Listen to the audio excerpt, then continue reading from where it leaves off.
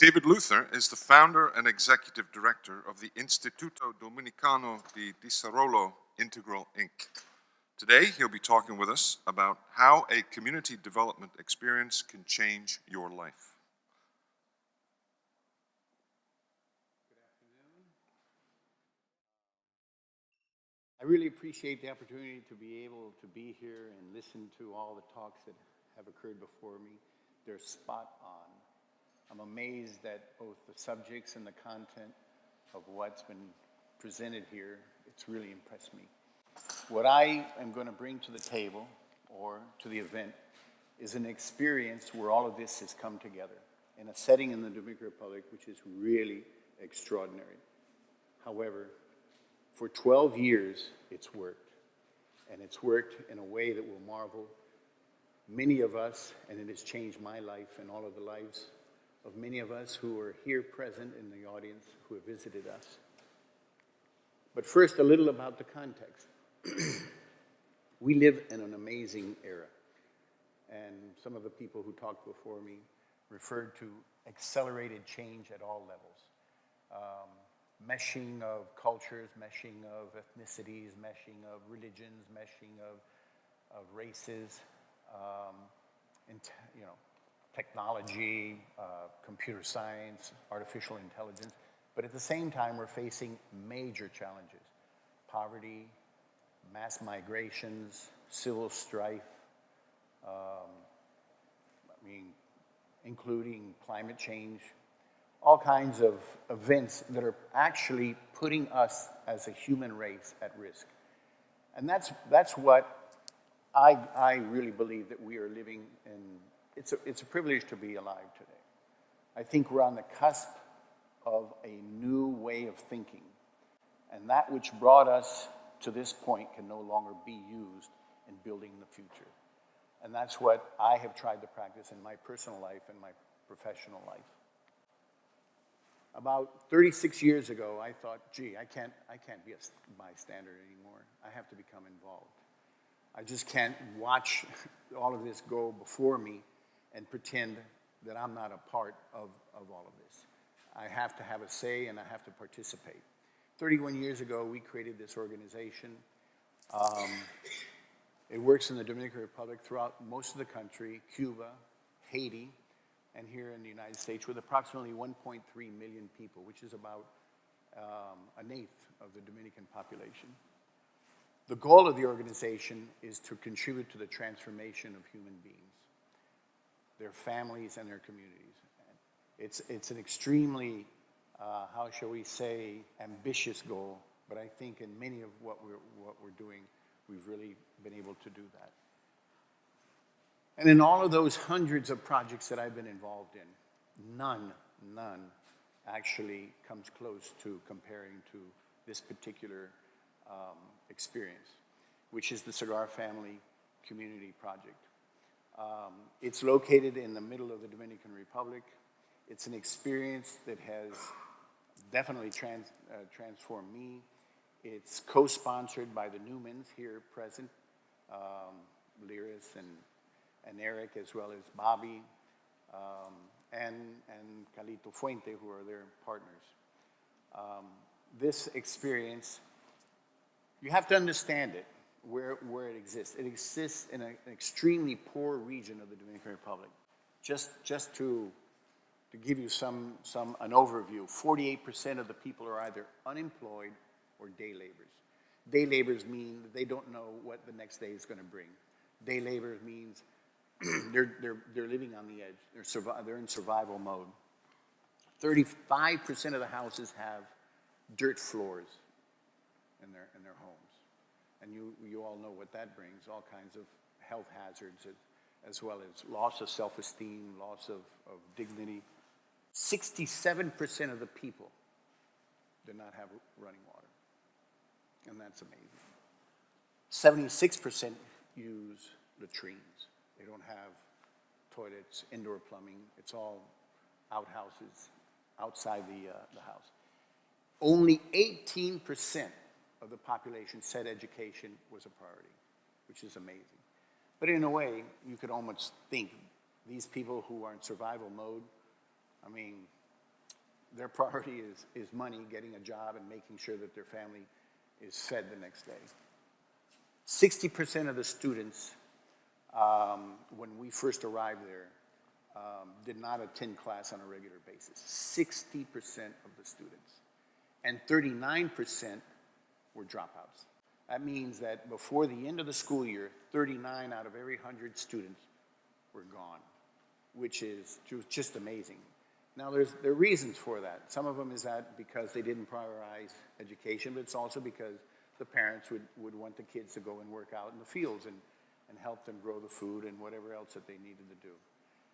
And when we arrived in the area, one of the major things that stunned us was that out of 100, the average grade level of the students, all the students in the whole area, this region, in the central part of the Dominican Republic, the average was 38.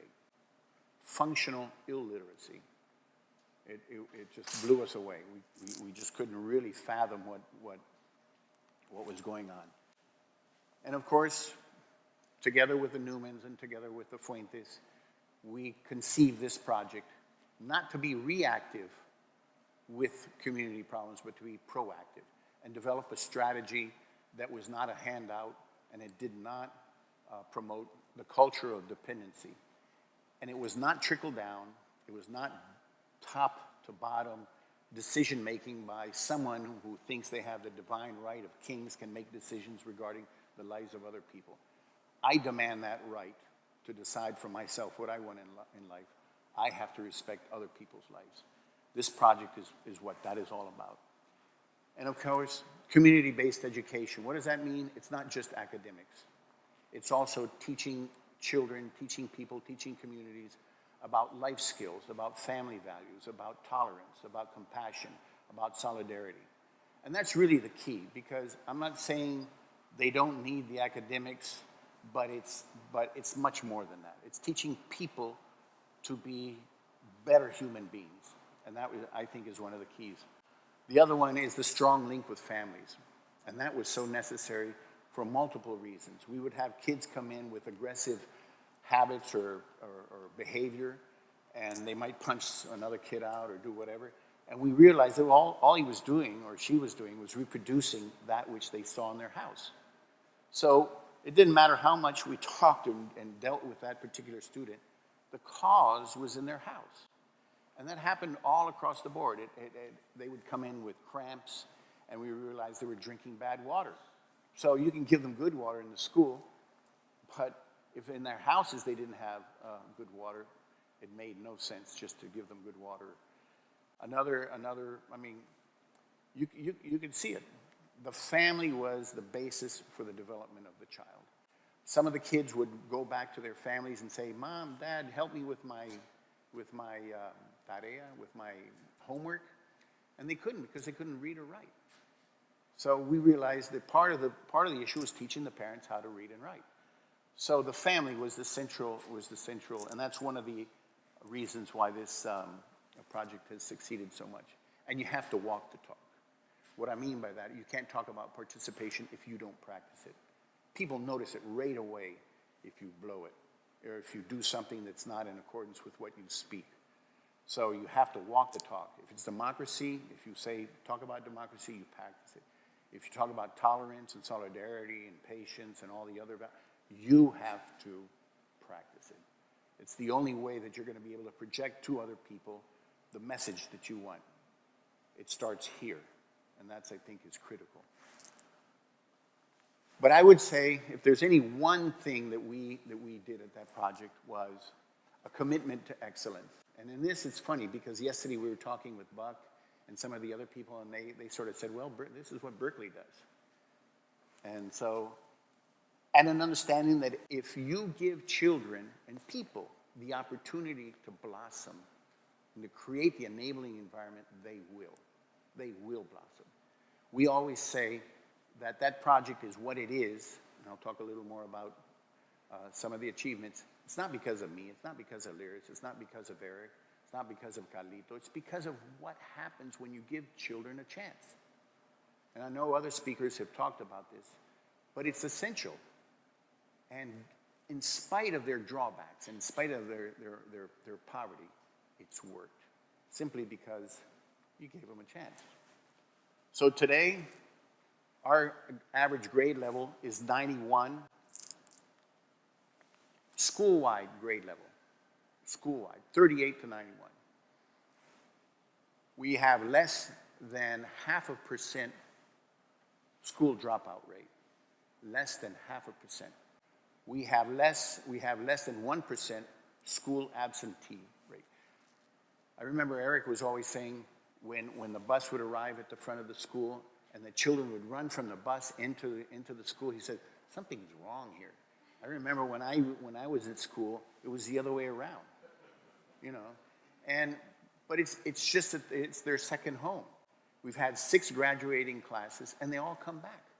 And they don't only just come back to be there, they come back to be teachers, they come back to be karate instructors, they come back to participate in any way they can, because they feel that this is a part of their lives. And that's really what I think a school should be. Of course, the Dominican government has chosen this center to be the National Center for Educational Excellence.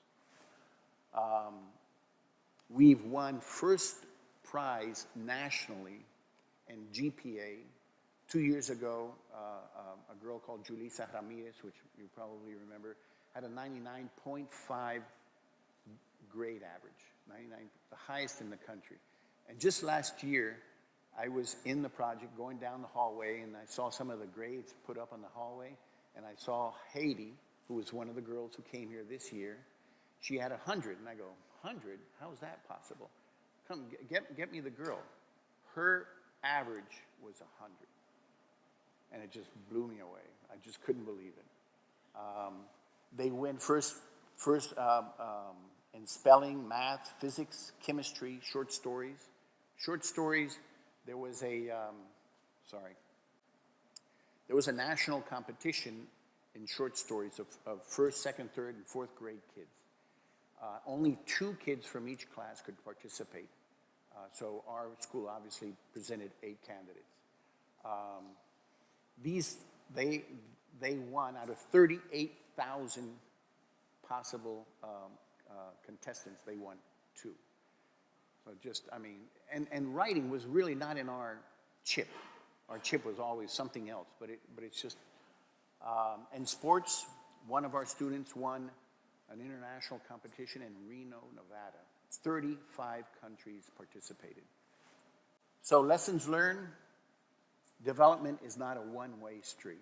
It's not from us to them. It's not from us to the family. It's not from us to the children. It's not us to the communities. It's a two-way street. Walk the talk. And it starts here. So I say, you know, it's made me a better human being, without a doubt. I can see it's possible. It's made me, giving me so much more enthusiasm and passion to continue this work. And I urge everyone else, including all the students who are here this morning, to engage in it.